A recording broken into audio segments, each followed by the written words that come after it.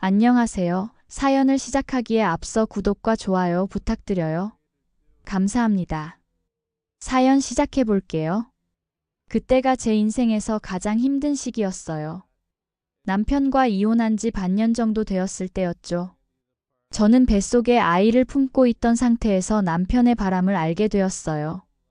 뱃속에 있는 아이가 딸이라는 소식을 알려주려던 날, 남편의 외도 현장을 목격했죠. 그날의 기억은 아직도 생생해요. 눈물이 마르지 않았던 날들이 이어졌지만 뱃속의 아이를 위해 강해져야 했어요. 이혼 소송 과정은 길고 고통스러웠지만 다행히 위자료를 받을 수 있었어요. 그 돈으로 집 근처에 작은 떡볶이 가게를 차렸죠. 나라분식이라는 이름의 그 작은 가게는 제게 새로운 시작을 의미했어요. 장사가 잘 될 때도 있었고 안 될 때도 있었지만 딸아이를 키우며 하루하루 감사하며 살았죠. 어느 날 오후 처음 그 꼬마를 만났어요.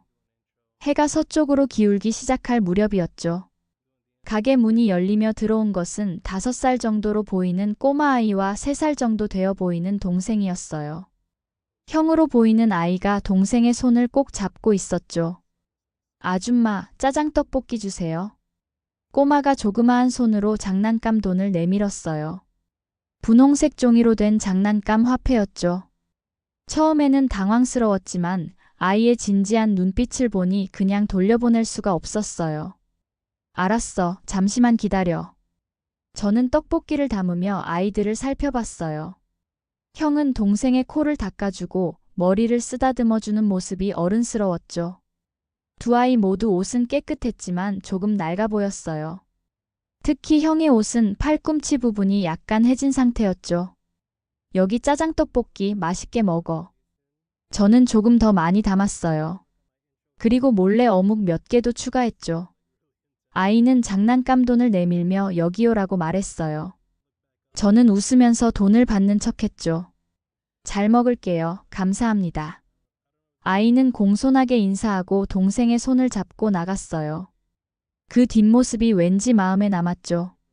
그날 이후로 그 꼬마는 거의 매일 장난감 돈을 들고 왔어요. 항상 같은 시간, 항상 동생을 데리고 항상 짜장떡볶이를 사갔죠. 저는 그 아이들이 어디 사는지 궁금했어요. 어느 날 문을 닫고 집에 가는 길에 그 아이들을 따라가 보았죠. 가게에서 멀지 않은 낡은 다세대 주택이었어요. 현관문이 열리는 순간 술에 취한 중년 남자의 고함 소리가 들렸어요. 아이들의 아버지로 보였죠. 또 뭘 사왔어? 돈은 어디서 났어? 형이 동생을 감싸며 할머니가 주셨어요. 라고 작게 대답하는 소리가 들렸어요. 그 뒤로 나온 할머니는 지친 표정이었지만 아이들을 방으로 데려가며 아들을 진정시키고 계셨죠. 그 집 상황이 좋지 않다는 것을 알게 되었어요. 아버지는 일을 하다가 다쳐서 실직 상태였고 할머니가 아이들을 돌보고 있었죠. 가끔 아버지가 술에 취해 소리를 지르는 날이면 아이들은 늦게까지 가게 주변을 서성이다 집에 들어가곤 했어요. 제 마음이 아팠어요. 그날 이후로 저는 떡볶이를 더 많이 담아주었고 종종 김밥이나 어묵도 추가해 주었죠. 가끔은 미나의 옷이나 장난감 중 아직 쓸만한 것들을 챙겨주기도 했어요. 그러던 어느 날 아이들의 집에서 구급차 소리가 들렸어요. 창문을 통해 밖을 내다보니 할머니가 들것에 실려 나오고 있었죠. 아이들은 구급차 뒤를 따라가려 했지만 아버지가 거칠게 말리는 모습이 보였어요. 저는 가게 문을 닫고 급히 달려갔어요. 겁에 질린 아이들의 모습이 너무 안쓰러웠거든요. 괜찮아요? 할머니는 어떻게 되셨어요? 민수가 떨리는 목소리로 대답했어요. 할머니가 갑자기 쓰러지셨어요. 아버지가 소리를 지르셨는데 저는 아이들을 데리고 병원으로 향했어요. 의사 선생님께서는 할머니가 과로와 영양실조로 쓰러지셨다고 했죠. 당분간 충분한 휴식과 영양 섭취가 필요하다고요. 그 뒤로 아이들의 아버지가 보이지 않기 시작했어요. 할머니가 입원해 있는 동안 집에는 아무도 없었죠. 나중에 이웃을 통해 들은 이야기로는 빛 독촉이 심해 도망쳤다고 하더군요. 두 아이만 남겨둔 채로요. 저는 할머니께 병원에 가끔 찾아뵈었어요. 할머니는 아이들 걱정에 눈물을 흘리셨죠. 저 애들 아버지는 원래 그런 사람이 아니었는데 공장 사고로 다치고 나서 술만 마시게 되니 퇴원 후 할머니는 겨우 회복하셨지만 예전처럼 건강하지 못하셨어요. 몸이 약해지셔서 가끔 폐지를 주우러 다니시는 모습을 볼 수 있었죠. 아이들은 더 어른스러워졌어요. 민수는 어린이집에 갔다 와서 동생을 돌보고 집안일을 도왔어요. 할머니가 폐지를 모으러 가시면 민수도 방과 후에 함께 따라다니며 도왔죠. 어느 날 꼬마가 평소와 다르게 진짜 돈을 가지고 왔어요. 꼬깃꼬깃 접힌 1,000원짜리 2장이었죠. 그 작은 손에 쥐어진 구겨진 지폐를 보는 순간 제 마음이 무너져 내렸어요. 아줌마, 오늘은 진짜 돈 가져왔어요. 제가 몰랐어요. 그 돈으로도 살 수 있는 줄 알았어요. 아이의 목소리가 떨렸어요. 장난감 돈으로는 살 수 없다는 것을 누군가에게 들었던 모양이었죠. 아이의 눈에는 미안함과 부끄러움이 가득했어요. 속눈썹에 매달린 눈물이 금방이라도 떨어질 것 같았죠. 오늘은 떡볶이 안 사고 돈 주러 왔어요. 그 말을 하는 꼬마의 입술이 파르르 떨렸어요. 동생은 형이 뒤에 숨어 형의 옷자락을 꼭 쥐고 있었죠. 저는 목이 메었어요. 너무 순수하고 정직한 그 모습에 가슴이 뭉클했죠. 저는 그날 오늘 장사가 안 돼서 많이 남았다고 말하며 떡볶이와 김밥, 어묵을 듬뿍 싸주었어요. 그리고 아이에게 1,000원을 돌려주며 머리를 쓰다듬었죠. 이건 내 용돈이야.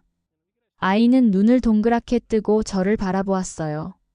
그리고 이내 환하게 웃으며 감사합니다. 라고 인사했죠. 그 미소가 얼마나 예쁘던지 지금도 잊을 수 없어요. 시간이 흘러 꼬마가 초등학교에 입학했어요. 학교 가방을 메고 동생과 함께 가게에 오는 모습이 대견했죠. 이제는 장난감 돈이 아닌 진짜 돈으로 떡볶이를 사가는 모습이 어른스러웠어요. 하지만 여전히 저는 조금 더 많이 담아주었고 가끔은 미나의 학용품 중 쓰지 않는 것들을 주기도 했죠. 그러던 어느 날 꼬마가 2학년이 되었을 무렵 갑자기 보이지 않기 시작했어요. 걱정이 되어 집을 찾아갔지만 이미 이사를 간 뒤였죠. 이웃에 물어보니 할머니가 돌아가시고 아이들은 작은 아버지가 데려갔다고 했어요. 주소는 알 수 없었죠. 그렇게 세월이 흘러 미나가 25이 되었어요. 제 인생에서 가장 큰 보람이자 자랑인 딸이죠. 남편 없이 혼자 키우느라 힘든 날도 많았지만 미나는 늘 밝고 착하게 자라주었어요. 대학을 졸업하고 좋은 회사에 취직한 딸이 어느 날 설레는 표정으로 집에 들어왔어요. 엄마, 오늘 시간 있으세요? 중요한 얘기가 있어요. 저는 직감적으로 느꼈어요. 딸에게 누군가 생겼구나. 엄마의 눈은 속일 수 없죠. 엄마, 제가 결혼하고 싶은 사람이 생겼어요. 미나의 눈은 반짝였어요. 딸의 그런 표정은 처음 보는 것 같았죠. 저는 기뻤지만 한편으로는 걱정도 되었어요. 제가 겪었던 아픔을 딸이 겪지 않길 바라는 마음이었죠. 어떤 사람인데? 직업은? 가족은? 너한테 잘해? 질문을 쏟아내자 미나는 웃으며 대답했어요. 체인 사업을 하고 있어요. 작은 분식집으로 시작해서 지금은 체인점이 5개나 되는 사업가예요. 부모님은 안 계시고 동생이 1명 있는데 동생은 먼저 결혼했대요. 그리고 엄마, 정말 저한테 너무 잘해요. 제가 아플 때면 밤새 간호해주고 바쁜데도 항상 저를 우선으로 생각해주고. 미나의 설명을 들으니 마음이 놓였어요. 하지만 역시 한 번은 만나봐야겠다는 생각이 들었죠. 그 사람이 상견례 겸 인사하는 자리를 가졌으면 좋겠대요. 다음 주 토요일에 시간 괜찮으세요? 상견례 날짜가 잡혔고 저는 조금 긴장되는 마음으로 그날을 기다렸어요. 미나가 행복했으면 하는 바람, 그리고 좋은 사람이길 바라는 마음이 컸죠. 그날이 오기 전 저는 미나의 남자친구에 대해 이것저것 물어보며 조금이라도 더 알아가려 했어요. 하지만 미나는 웃으며 분명 마음에 들어 할 거예요. 라는 말만 반복했죠. 상견례 당일 약속된 레스토랑에 도착했어요. 미나가 남자친구를 소개했죠. 엄마, 여기 민수 오빠예요. 그가 자리에서 일어나 정중하게 인사했어요. 그런데 그의 눈이 저를 보더니 놀라움으로 커졌어요. 시간이 멈춘 듯한 순간이었죠. 혹시 그 나라 어린이집 골목 분식집 맞으시죠? 순간 저도 그를 알아봤어요. 25년 전 그 꼬마였죠. 세월이 흘렀지만 그 눈빛만큼은 변하지 않았어요. 까만 동그란 눈에 담긴 순수함과 따스함이 그대로였죠. 어린 시절의 상처와 고통을 이겨내고 이렇게 당당하게 성장한 모습이 눈앞에 있었어요. 목이 메어 말이 나오지 않았죠. 세상에, 그 꼬마가 너였어? 민수는 제 손을 잡으며 반가워했어요. 정말 오랜만이에요. 잘 지내셨어요? 항상 감사했어요. 미나는 옆에서 놀란 표정으로 우리를 번갈아 쳐다봤어요. 저는 미나에게 민수와의 인연을 설명해 주었죠. 민수는 할머니가 돌아가신 후 작은아버지 집에서 동생과 함께 살았다고 해요. 작은아버지 내외가 엄격했지만 교육열이 높으셨고 민수는 열심히 공부해서 좋은 대학에 갔다고 했어요. 지금은 동생과 함께 체인 사업을 하고 있어요. 본점은 제가 맡고 동생이 분점을 운영하고 있죠. 모두 분식에서 시작했어요. 어릴 때 아줌마의 떡볶이가 너무 맛있어서. 민수는 이야기하며 계속 저에게 감사하다고 했어요. 자신이 힘들 때 따뜻하게 대해준 사람이 있었다는 것이 큰 힘이 되었다고요. 그 말을 들으니 눈물이 났어요. 작은 친절이 이렇게 큰 인연이 될 줄 누가 알았을까요? 미나와 민수는 반년 후에 결혼했어요. 결혼식은 소박했지만 온기로 가득했죠. 저는 딸을 시집 보내는 어머니로서 감정이 복잡했어요. 기쁨과 설렘 그리고 약간의 서운함이 뒤섞인 채로 딸의 웨딩드레스를 정리해주고 있었죠. 엄마, 긴장돼요. 미나가 떨리는 목소리로 말했어요. 저는 딸의 손을 꼭 잡아주었죠. 괜찮아. 민수는 정말 좋은 사람이야. 엄마가 보장할 수 있어. 그때 문을 노크하는 소리가 들렸어요. 민수였죠. 신부를 식전에 보는 것이 좋지 않다고 하지만 민수는 꼭 전해야 할 것이 있다고 했어요. 잠깐만요. 눈 감고 있을게요. 민수는 눈을 감은 채로 작은 상자 하나를 내밀었어요. 이건 미나에게 주는 특별한 선물이에요. 어머님께서 증인이 되어주셨으면 해요. 미나가 상자를 열자 작은 금 목걸이가 나왔어요. 그 펜던트는 떡볶이 모양이었죠. 우리의 인연이 시작된 그 떡볶이예요. 내 인생을 바꾼 그 맛, 그 따뜻함을 평생 잊지 않을게요. 민수의 목소리가 떨렸어요. 미나는 그 의미를 듣고 놀라며 저를 바라봤죠. 저는 그저 눈물만 흘렸어요. 결혼식에서 민수의 동생 민재도 와서 저에게 깊이 인사했어요. 얼굴은 많이 변했지만 그 수줍은 미소는 여전했어요. 민재는 형보다 먼저 결혼을 했고 분점을 맡아 운영 중이라고 했죠. 저는 너무 어릴 때라 기억은 안 나지만 형이 항상 말했어요. 세상에서 가장 따뜻한 사람이라고요. 저희 할머니처럼요. 그 말을 듣는 순간 제 마음에 뭉클한 감정이 밀려왔어요. 그 작던 꼬마 동생이 이렇게 훌쩍 자라 있다니 세월이 참 빠르게 흘렀다는 생각이 들었죠. 결혼 후 민수는 제게 함께 살자고 계속 제안했어요. 어머님, 제가 이제는 보답할 차례예요. 저희와 함께 사세요. 처음에는 당연히 거절했어요. 젊은 부부가 어머니와 함께 산다는 것이 얼마나 부담스러울지 알고 있었으니까요.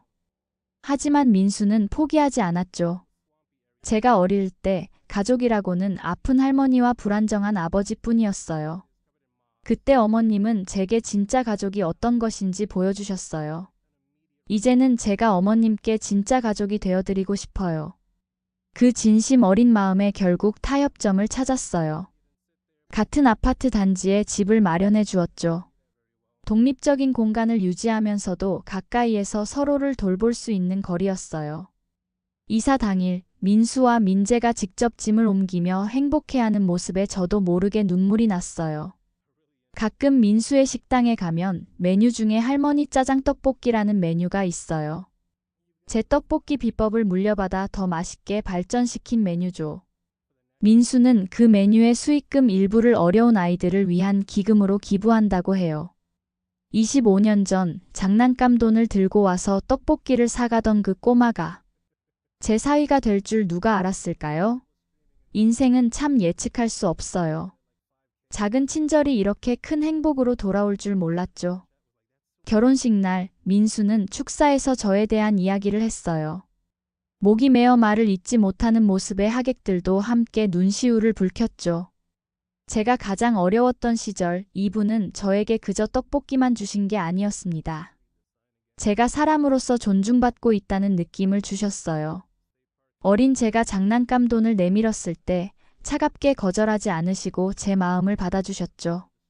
그때 그 작은 따뜻함이 저를 지금까지 지탱해왔습니다. 민수의 그 말을 듣는 순간 저는 눈물을 참을 수 없었어요. 제가 특별한 일을 한 것도 아닌데 그저 작은 온기를 나누었을 뿐인데 그것이 한 아이의 인생에 이토록 큰 의미가 될 수 있다니. 어제는 손녀가 장난감 돈을 들고 놀이를 하더군요. 파란색 종이 돈을 내밀며 할머니 떡볶이 주세요 라고 말하는 모습이 옛날 민수와 너무 닮아 있었어요. 그 모습을 보는 민수의 눈에도 깊은 추억과 감사함이 깃들어 있었죠. 손녀를 바라보는 그의 눈빛에서 과거의 상처가 모두 치유된 것을 느낄 수 있었어요. 저는 그저 웃으며 손녀를 안아주었죠. 인생은 참 신기한 것 같아요. 누군가에게 베푼 작은 친절이 먼 훗날 이렇게 큰 행복으로 돌아올 줄 누가 알았을까요? 가끔은 나라분식 시절이 그리워질 때가 있어요.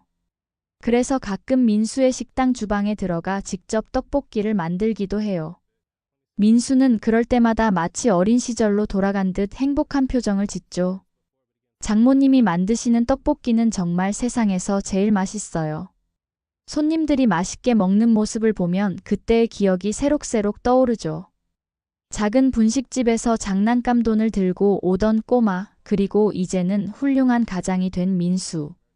세월은 참 많은 것을 변화시키지만 그 따뜻한 마음만큼은 변하지 않았어요. 어느 날 민수의 식당에서 특별한 일이 있었어요.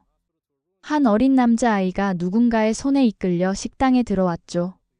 그 아이는 조심스럽게 장난감 돈을 내밀며 아저씨, 이걸로 떡볶이 살 수 있어요? 라고 물었어요. 민수는 잠시 멍하니 그 아이를 바라보더니 저를 돌아봤어요. 우리의 눈이 마주치자 민수는 따뜻한 미소를 지으며 아이에게 말했어요. 물론이지. 특별한 손님에게는 특별한 떡볶이를 드려야지. 어느 날 저녁 민수의 가게에서 가족 모임을 가졌어요. 민수와 미나, 저, 그리고 막 태어난 손녀까지. 테이블에 둘러앉아 맛있는 음식을 먹으며 이야기를 나누었죠. 이제 저도 아버지가 되었네요. 민수가 말했어요. 작은 딸아이를 안고 있는 그의 눈에는 깊은 사랑이 담겨 있었어요. 저는 우리 아이에게 제가 받지 못했던 모든 사랑을 주고 싶어요. 그리고 무엇보다 장모님처럼 따뜻한 사람으로 키우고 싶어요. 그 말을 들으며 눈물이 날 것 같더라고요. 제가 준 것은 그저 떡볶이와 작은 관심뿐이었는데 그것이 한 아이의 삶을 이렇게 바꿀 수 있다니. 저는 이렇게 행복해요. 힘들었던 시간을 지나 지금의 행복을 맞이하게 되었죠. 25년 전 장난감 돈을 들고 온 꼬마와의 인연이 이렇게 될 줄 누가 알았을까요? 제 인생은 완전히 대박났어요. 그리고 이제는 확실히 알게 되었어요. 세상에 우연은 없다는 것을요. 모든 만남에는 이유가 있고 작은 친절은 결코 작지 않다는 것을요. 우리가 베푸는 작은 온기가 누군가의 인생을 바꿀 수 있다는 것을요. 오늘도 저는 감사한 마음으로 하루를 시작해요. 내일은 또 어떤 행복이 기다리고 있을지 기대하면서요. 그리고 또 어떤 작은 친절이 누군가의 인생을 바꿀지 생각하면서요. 제 긴 이야기를 끝까지 들어주셔서 감사합니다. 구독과 좋아요, 알림 설정까지 잊지 마세요.